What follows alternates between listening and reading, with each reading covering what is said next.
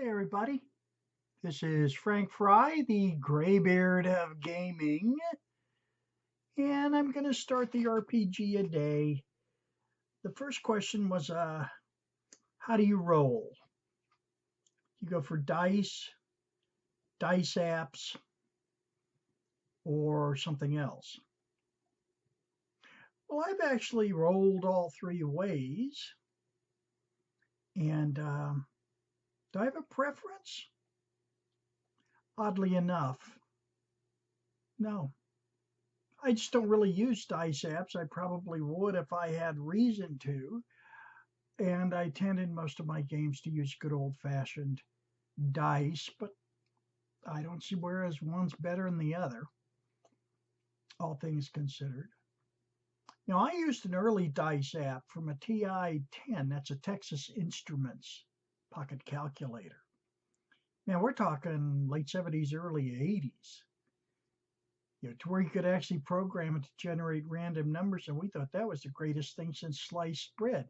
And the calculator itself was the size of a brickbat or brick. I mean, it was yai by you. Wow.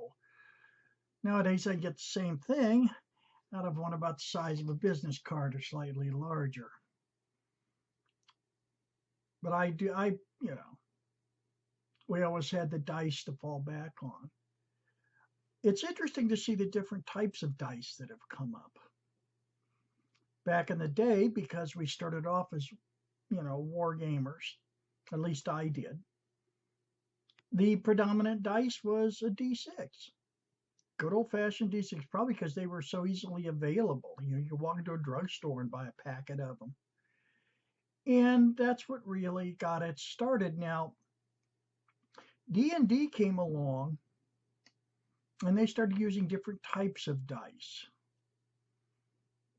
And I remember my first D&D game, I'm looking at all these different dice going, what the hell is this? But this is what you need to play. It's what we play.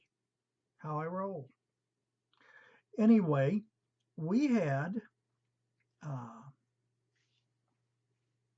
all sorts of interesting substitutes. So the real problem came when you were playing games like, say, Tractix 2, which was the mother of all ultra crunchy skirmish games. I mean, this thing was crunchy. This was simulationist's wet dream right there on the gaming table. Then one guy used to generate random numbers with the computer program, print them out, then cross them off as we called for a die roll. There you go. But then things started going. Once things settled down and settled out, you had the D6,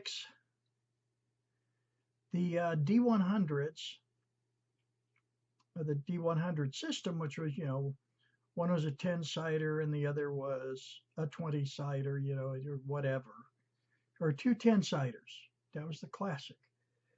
One was the tens and the other was the numbers. Bam, there you went. You could generate a percentile. There were all sorts of, then you started getting into accessories. Somehow, though, the term gaming accessory, I never really cabbaged onto. But there was one accessory that I thought was quite possibly the greatest dice accessory ever made.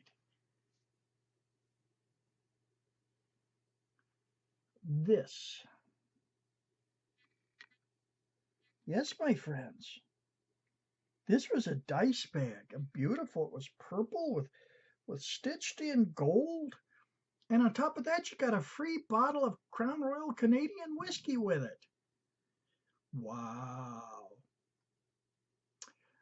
Actually, what was cool about this is this really showed what a cool gamer you were, because it showed A, you were 21 or over because you could afford to buy this. B, you had a halfway decent income because you could afford to buy this. And C, you drank whiskey. You were cool. Yeah. Anyway, this is my first dice bag. Not this one in particular, my first dice bag. My first Crown Royal dice bag went the way of all dice bags, went kaflop. Anyway, as we got further and further along into gaming, I also started seeing, of course, another phenomenon, and that is game specific dice started cropping up. No longer is it just a mix of dice or of different kinds of hedrons, polyhedrons and such.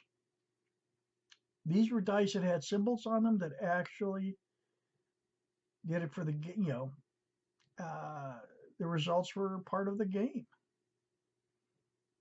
Now, I'm not sure I can remember which was the first one, but I do remember one of my all-time favorite RPGs, which is the One Ring, uh, Lord of the Rings, the One Ring, had a very unique set of dice which were specific to the game. Let's see if I can. Here we are. I'm going to hold this up here. So as you can see, the 6 is marked with the Tengwar rune, which meant, this was really good stuff. And then you had a success dice, a 12-sider really, that had 12 sides, or actually 10 sides. And then you either rolled the Gandalf rune, which meant something really nice happened, or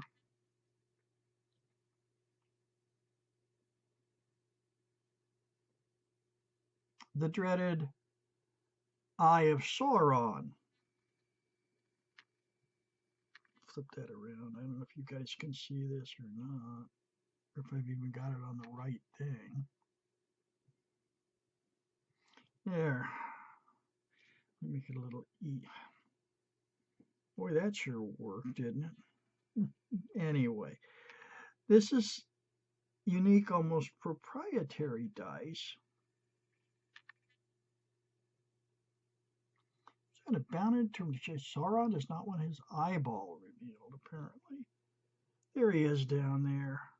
Yeah, Eye of Sauron. Yeah, whatever. Anyway, you had that. You have fate die with the pluses and the minuses.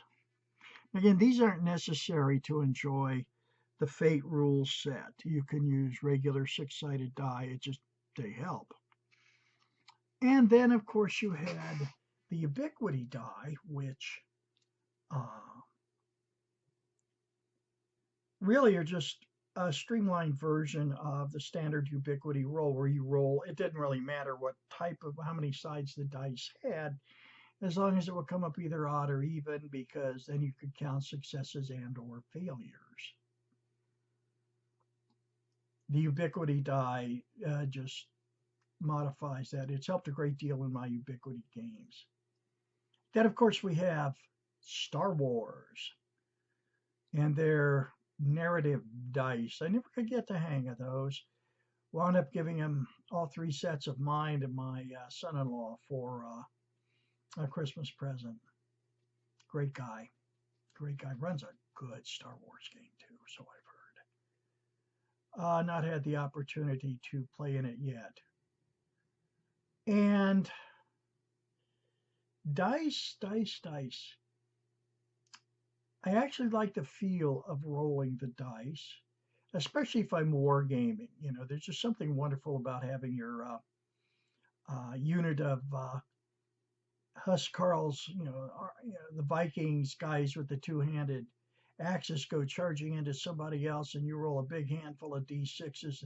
Oh, look at all those kill numbers. Hacha gotcha.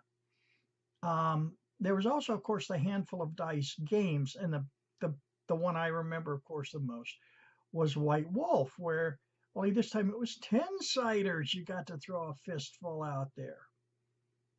It was fun. I played, like I said, I played 2 diceless games. One was Amber, but that was years ago.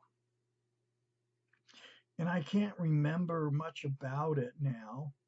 See, it was years ago. Except I really liked it, and I enjoyed it. I may pick up what is it, Lords of Gossamer and Twilight in the future, just to see what they did. My favorite one, because I ran it and I played in it, diceless game, Castle Falkenstein, um, which was very, very good. And they used playing cards, which I thought was very interesting. You could work the magic system in there, which was really interesting.